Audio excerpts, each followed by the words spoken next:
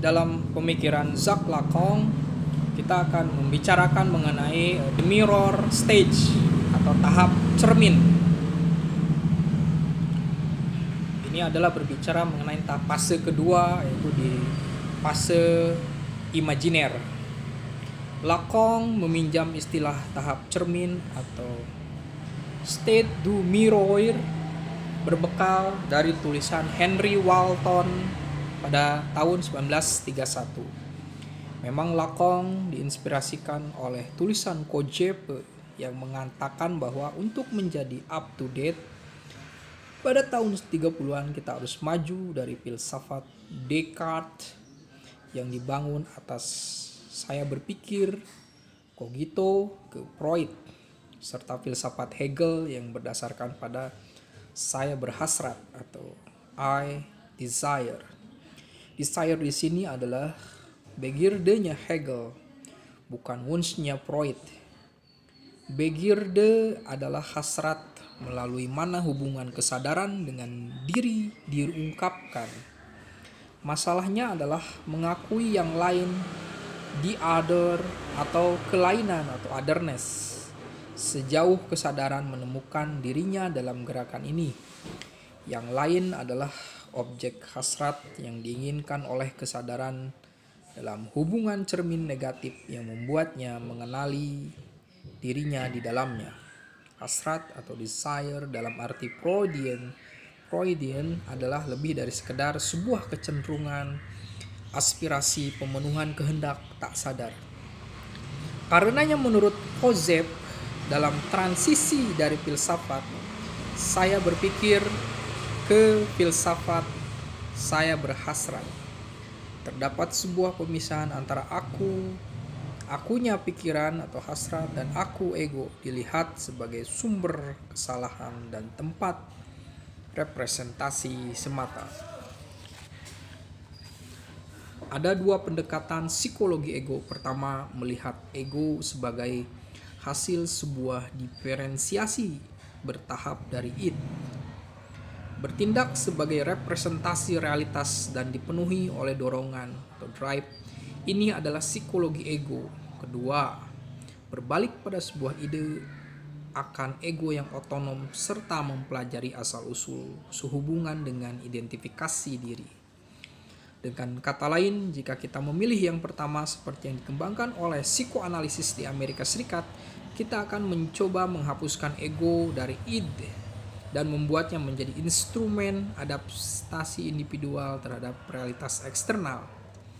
Jika kita memilih yang kedua seperti yang dilakukan oleh Klein dan Lacan serta pengikutnya, termasuk psikologi diri Heinz, maka kita membawa sang ego kembali ke id untuk menunjukkan bahwa ego itu terstruktur dalam tahapan-tahapan melalui imaji-imaji yang dipinjam dari yang lain lewat identifikasi proyektif.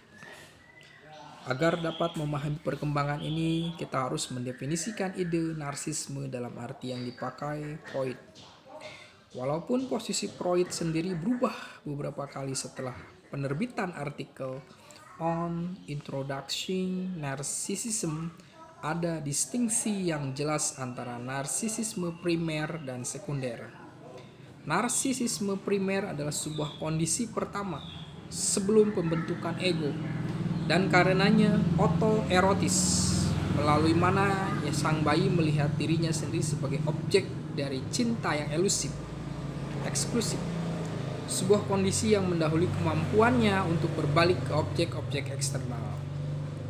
Dari sini pembentukan ego ideal, sedangkan narsisme sekunder disebabkan oleh pemindahan investasi objek dalam dunia luar ke sang ego.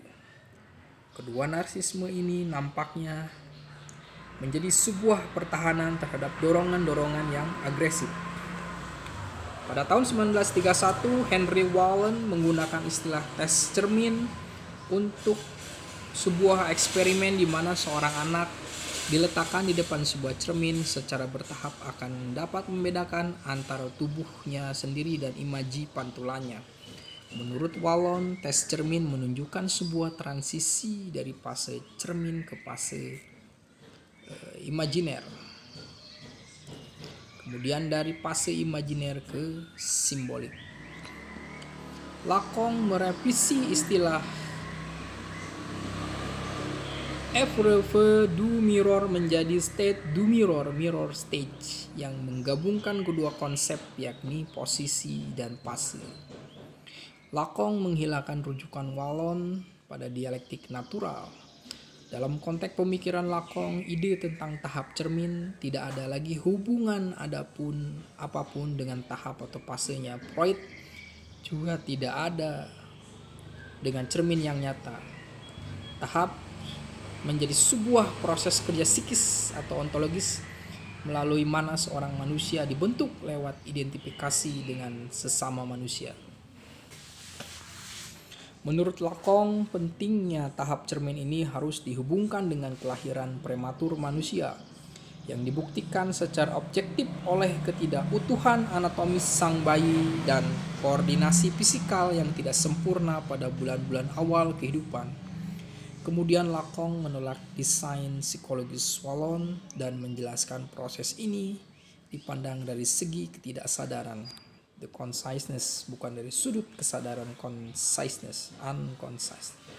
Dengan mengikuti dari teori Coase, Lacan menyatakan bahwa dunia cermin di mana identitas primordial sang ego diungkapkan tidak mengandung kelainan, otherness. Karena Lacan mendefinisikan tahap cermin sebagai sebuah fase, yakni sebuah keadaan yang secara struktur mengikuti keadaan lain dan bukan sebuah tahap dalam arti revolusioner. Distingsi ini tidak dapat dilalaikan, walaupun Lacan mempertahankan terminologi Freud dan ide tentang historisitas.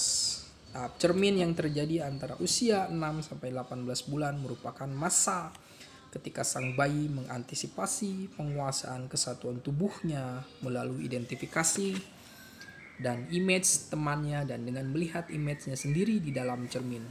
Karena itu Lacan mendasarkan idenya tentang fase cermin pada konsep narsisme primer Freud.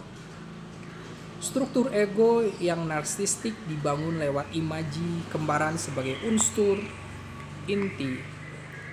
Ketika subjek mengenali yang lain dalam bentuk hubungannya, konflik, ia sampaikan pada proses sosialisasi. Sebaliknya, jika mundur ke narsisme primer, maka ia hilang dalam imaji maternal yang mematikan. Seperti juga Klein, fase, Lacan lebih menyukai hubungan arkais daripada sang ibu dalam pembentukan identitas. Namun tidak seperti Klein yang lebih menyukai istilah posisi yang membuang istilah fase atau tahap. Lacan mempertahankan ide tentang tahapannya Freud dengan sebuah awal, akhir, dan sebuah keadaan yang tepat di dalam durasi tersebut. Jadi kita dapat melihat bagaimana Lacan melalui ide fase cermin merumuskan konsepsi pertamanya tentang yang imajiner serta membangun sebuah konsep subjek yang berbeda dari ego dan tidak ada hubungan dengan ego Freud. Menurut Merleau-Ponty, Lacan memahami esensi mitos Narsius secara lebih mendalam dan melampaui apa yang dikatakan Freud, sehingga membuka jalan bagi sebuah pendekatan fenomenologis terhadap masalah. Lacan merevisi serta memperkaya mitos Narsisus karena begitu mencintai image-nya sendiri sehingga terjun ke dalam air dan mati tenggelam. Menurut Freud, memang orang pertama melihat unsur seksual dalam mitos tersebut, yakni libido yang diarahkan pada tubuh si subjek sendiri.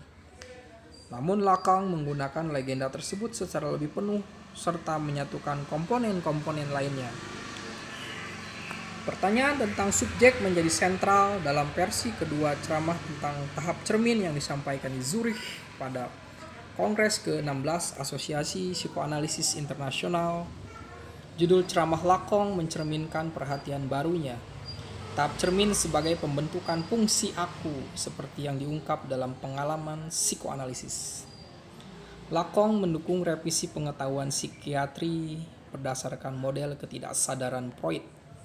Namun ia melawan para ilmuwan yang mereduksi manusia menjadi sebuah mesin, seperti juga kebanyakan psikiater lainnya, bahwa psikoanalisis mengembalikan makna humanis pada psikiatri dan dengan demikian menolak ide tentang klasifikasi penyakit lepas dari pengalaman kegilaan sehari-hari.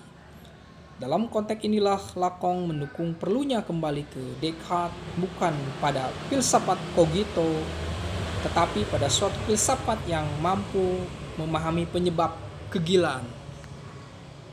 Tahun 1949, Lacan mengubah pendapatnya tentang tahap cermin. Sekarang ia menolak konsep cogito Descartes dan menunjukkan bahwa pengalaman psikoanalisis secara mendasar bertentangan dengan semua filsafat yang diturunkan oleh cogito. Dalam versi 1966 yang dimasukkan dalam Ekrit, ia mengoreksi ceramahnya serta memperkuat kritiknya atas cogito. Ia mengatakan bahwa tahap cermin adalah sebuah pengalaman yang membimbing kita untuk menentang filsafat apapun yang berasal dari cogito. Kemudian Lacan berkenalan dengan antropologi Lévi-Strauss.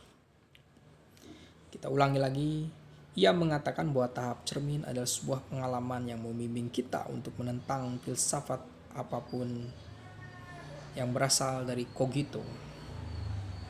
Jika kita dapat melihat bagaimana pemikiran Lacan berkembang antara 1936 sampai 1949, pertama ia membangun sebuah teori fenomenologis tentang yang imajiner, sembari mengambil jarak dari gagasan biologis dari tahap-tahap.